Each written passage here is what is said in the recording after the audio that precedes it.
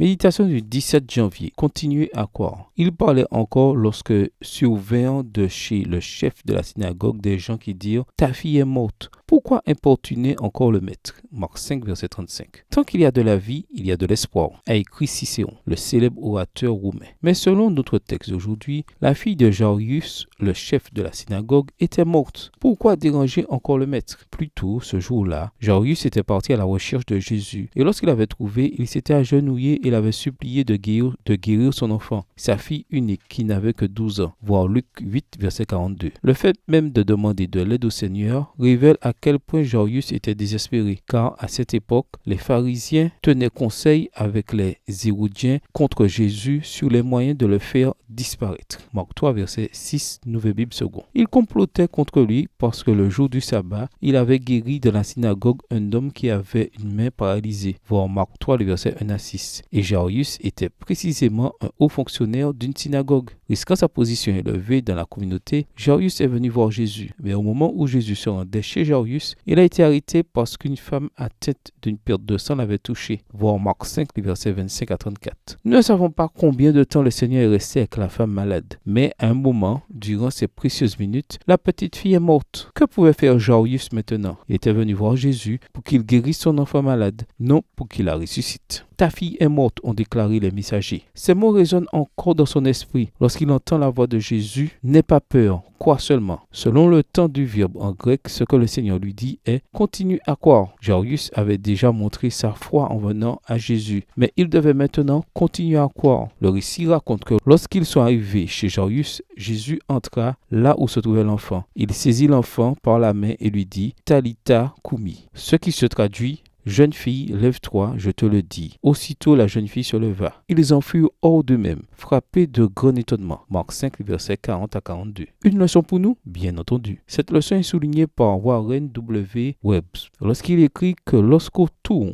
de nous le monde semble s'effondrer, tout ce que nous avons à faire est de nous accrocher aux promesses de Dieu, c'est-à-dire continuer à croire malgré toutes les preuves du contraire. Notre prière: Seigneur Jésus, quand tout s'écroule autour de moi et que mes prières semblent rester sans réponse, aide-moi à continuer à croire en tes précieuses promesses. Bonne journée à vous et que le Seigneur vous bénisse.